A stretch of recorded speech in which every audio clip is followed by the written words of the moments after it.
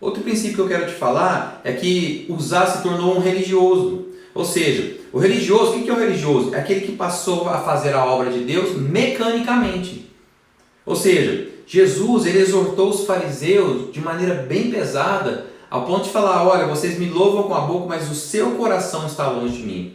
Ou seja, fazem um louvor mecânico, mas o coração está longe do Senhor. Então nós não podemos nos acostumar com aquilo que é sagrado, aquilo que é de Deus. O que é o contrário de sagrado? O contrário de sagrado, né? Por mais que a gente saiba também a questão do profano, mas o mais certo seria, o contrário de sagrado é o comum. Sagrado é aquilo que é separado, aquilo que é único. E comum é aquilo que é comum. Né? Então, por exemplo, um dos principais sintomas que a pessoa começa a ter com a religiosidade na vida dela é a irreverência. Como assim reverência, pastor? Então, por exemplo, muitos chegam no culto de celebração, é um lugar onde Deus está falando, um lugar onde os anjos estão ministrando, é um lugar onde a palavra de Deus é ministrada, é um lugar onde o povo de Deus se levanta em adoração, um lugar de reverência. Mas muitos ficam conversando na hora do culto, não chegam no horário do culto, porque consideram aquilo só algo comum, não é algo mais sagrado para ele. Então isso é uma irreverência com o Senhor, né? Mas muitos cristãos às vezes já não têm mais reverência, como por exemplo com os líderes, né? Com os pastores, tratam eles como se fosse uma pessoa comum, sendo que são pessoas enviadas por Deus. Muitos jovens hoje, né, não tratam mais os pais como uma autoridade, ou seja, algo sagrado, uma instituição sagrada que é a família. Tratam os pais como algo incomum, alguém obsoleto e não respeitam mais os pais. Ou seja, isso é um tipo de religiosidade, é começar a fazer as coisas mecanicamente, né? Ou seja, vai ao culto mecanicamente, vai à célula mecanicamente e só participa ali, mas não vê mudança na sua vida. Por quê? Porque se tornou um religioso às vezes. Então nós precisamos ter cuidado com isso, porque Uzá achou que a arca era algo comum, a ponto de, de achar que poderia tocar nela. E essa irreverência, infelizmente, gerou morte na vida dele, né? Então nós devemos ter cuidado com essa falta de reverência, porque ela pode trazer morte sobre nós. Outro aspecto que eu quero te falar é que ele tentou segurar, Uzá tentou segurar aquilo que era para cair. Por quê? Deixa eu te contar uma história. Certa vez eu vi a história de uma jovem, né? Uma jovem moça, que ela queria muito que a amiga se convertesse. Isso é algo sadio. Então ela conseguia levar ela para os cultos e tudo mais. Mas a gente começou, nessa história, a pessoa começou a perceber, né? Os amigos ao redor, né? Começou a perceber que aquela jovem, aquela amiga, né, que estava indo aos cultos, ela nunca demonstrou fruto de conversão. Pelo contrário, todos sabiam que elas tinham envolvimento no pecado da homossexualidade. Ao ponto daquela amiga, né, daquela jovem que estava tentando trazer a amiga, ela começou a se envolver tanto, a ponto de se envolver emocionalmente. Por mais que as pessoas ao redor avisavam ela, falavam com ela, olha, toma cuidado, você não é o Espírito Santo, ela não quer largar o pecado, então olha, não se envolva nisso. Ou seja, era para ela ter separado, ou seja, ela queria manter alguma coisa que era para cair. Era para cair essa amizade da vida dela, né? Ou era para deixar aquela moça, às vezes, viver uma experiência ruim lá fora, cair lá fora para que pudesse voltar para Jesus, conhecer Jesus realmente, verdadeiramente, como muitos acontece isso. Mas esse envolvimento emocional, ou seja, não deixou aquela amizade cair da vida dela, acabou levando a ela, essa jovem, uma vida apática, uma vida sem Deus.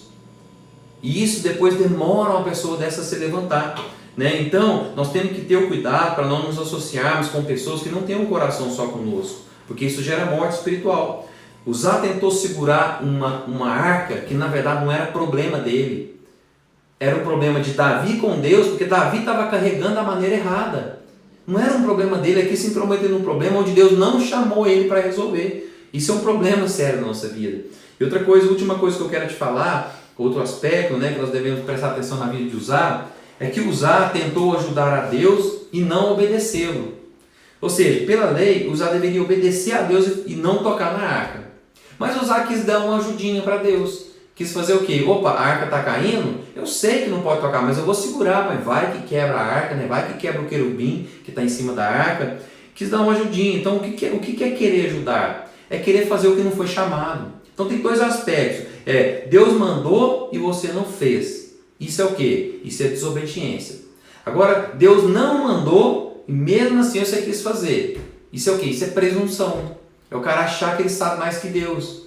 Então, nós temos que tomar cuidado com isso, Porque muitas vezes nós queremos guiar a Deus e nós não podemos esquecer que nós somos servos do Senhor. Ou seja, nós servimos a Ele, nós obedecemos a Ele e não somos apenas voluntário.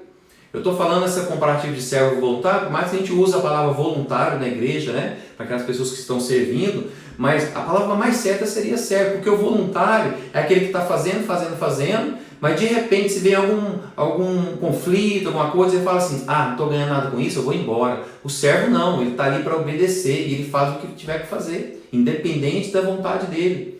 Então, existe uma história que eu ouvi uma vez, né, de um menino que descobriu que a borboleta morava dentro de um casulo e depois de um tempo ela saía e voava.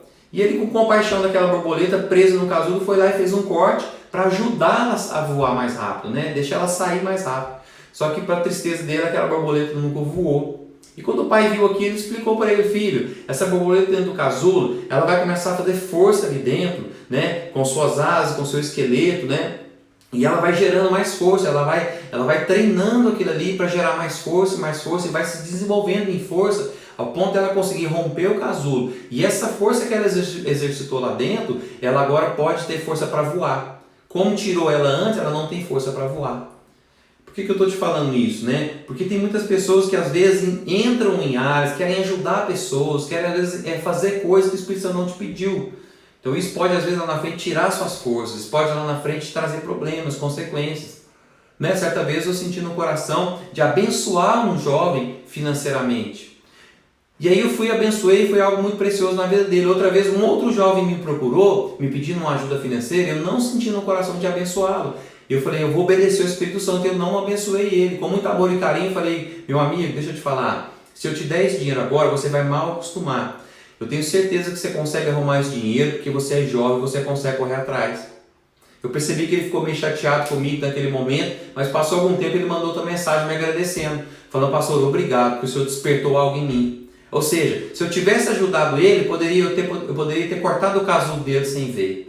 Então nós temos que tomar cuidado, né, de ajudar as pessoas segundo a direção de Deus. Amém? Então esses aspectos da vida de usar, é um personagem que eu queria trazer esses aspectos, né, para que possamos hoje ouvir a voz do Espírito Santo e não cometer os mesmos erros que ele cometeu. Amém? Deus abençoe em nome de Jesus.